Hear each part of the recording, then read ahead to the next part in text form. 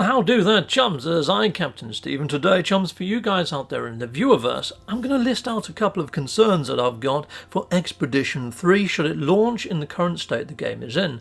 Firstly, this is the actual planet that we should be on by Hello Games, but look at this. You've lost connection to the Discovery server. Now, there is quite a fair few missions to pop where you have to discover the flora, the fauna, and the minerals, and we've got to find all 10 of the creatures on this planet. So my concern being that if the Discovery servers are sort of down more often than they're up, are we going to be able to register our discoveries? I mean, I know that it caused problems with waypoints discovery on the previous sort of expedition, and we've still got to do the waypoint discoveries even on this one, so I'm a little bit concerned about that mission popping as well. So yeah, a couple of little niggles there, to be fair. One mission I am confident about is the Rocket Man one and reaching the summit. There's one right by my base, heck yes. So yeah, there we go, that's under phase 4, doing the Rocket Man and reaching the summit. So there we go, lovely jubbly, I'm fairly confident about those.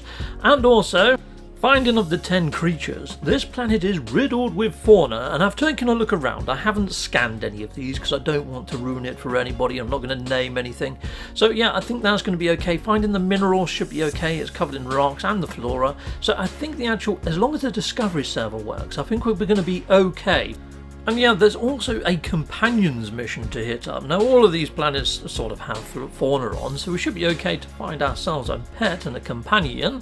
And there's also one for building a mech on the planet. Now my base has already got the mech bay in, so I don't know whether if you just hit it up whether it's going to work or whether you're going to have to construct your own mech first to pop the mission, but I've at least put the bay inside of my base. And also inside of my base I've made it easier to make creature pellets to actually tame the creatures. However, I've got a massive concern around the Mechanized Man mission. Not so much that you won't get the mission to pop, but if you're in multiplayer right now, chums, there's a bit of a bug. So inside of multiplayer, if you've got multiplayer turned on, you've got people in nearby vicinity or in your group, as soon as you summon an exocraft, mech or whatever, it calls in every single player's exomech to your location. Yeah, it gets rather messy. If you want to see that in action, yeah, I made a video the other day in Beeble's Hub. I put it up on the screen in a second, chums. You know what? I put it up in the top right hand corner now. So if you go and have a look at that, you'll see what I mean. It's proper squiffiness and proper broken. I have reported it via Twitter. I haven't put it through the Zendesk. Hopefully somebody has, because it's proper dodgy. In fact, Beeble made a list of all the errors that he encountered to submit to the Zendesk, so hopefully they're aware. So I've got myself a nutrient processor here as well, chums, and a load of carbon racks. Now you can just pinch the carbon from here and stick it in the nutrient processor. Doing it this way, when you put in carbon, it's actually 1-to-1 to making a creature pellet. So I could put in 31 carbon, get 31 creature pellets. Fantastic. Perfect for making friends with creatures and feeding them and keeping them content and happy. However, if you try to make creature pellets inside of your interface here, inside of your exosuit, it needs 60 carbon to make one freaking pellet. You're having a laugh. So please use my carbon rack on my nutrient processor, because you're going to get a heck of a lot more pellets and it's going to save you in the long run. Awesome. However, this planet is covered in carbon, so completely your choice. Right, you know what, I'm going to hit up a beacon here to try and help you guys in finding this base, just in case the bases aren't rendering properly until you get close. And I'm going to colour my beacon a nice distinctive red colour. There we go, I'm going to make that red. You know what, I'm also going to change my base marker to be in red as well. Let's put that there. Lovely job. So now you've got a save point right outside the tail end of this base. There's also a save point up in the head. And yeah, let's go and have a look at the base computer and we'll see if we can colour this red as well. I haven't recoloured something that's already down, so I guess I need to go into edit mode. But to go into edit mode, I have to select an object first. Yeah, I'm going to select the base computer just because. And here we go, toggle into edit mode. So that's down. Yeah, there we go. And then I click red. No, that's the new one. Okay, I need to toggle that. Now select this. Now hit colour. There we go. It's now red. Fantastic. That's done the trick. I just clicked red just to be doubly sure, but it has turned the marker red above the actual base computer and on the actual map type compass thing at the top of the screen. Lovely. We have successfully recoloured that red, I think. Yes, I have. Awesome. Done, delete, and let's just select that one more time. Come on, it's definitely red. Definitely red. Awesome. Now, the creatures on this planet, Chums, you can see there's quite a lot walking by in near vicinity, so I don't think you're going to have much problems, and there's loads of peaks around here to do the Rocket Man challenge, and also to do the peak of the mountain challenge, so I think we're all good for that. So this is looking pretty good. I think you guys are going to find a lot of these missions pop relatively easy, so I don't know how long this expedition is going to last for. My guess would be about 2 weeks, I'd say, but yeah, it could be longer. Can't wait for Expeditions 3! No, and I'm hoping it's going to drop middle of this week, around maybe the 8th or 9th, but then saying that, I am quite worried about the amount of bugs that have got to fix. But if you can't see my base marker, here's the actual planetary coordinates to get here.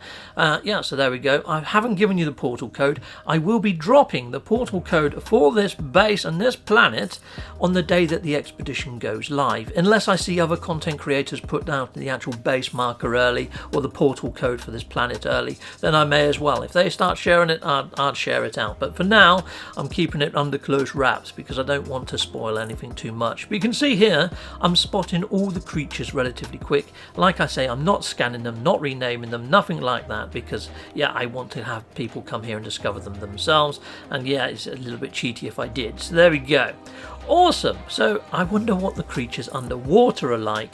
Now, I'm a little bit concerned if we see any crab creatures in the water. If we see crab creatures in the water, then, as you know, sometimes these can actually appear as being like almost like they're non-discoverable, and sometimes it can stop you from discovering all creatures on a planet, or at least that was a thing until pretty much recently, and I haven't checked it since to see if it's still a remaining bug. So let's have a look, and hopefully we're going to see fish and we're not going to see crabs, because sometimes crabs can be an indication that you can't discover. Oh fudge, there's crabs here, people.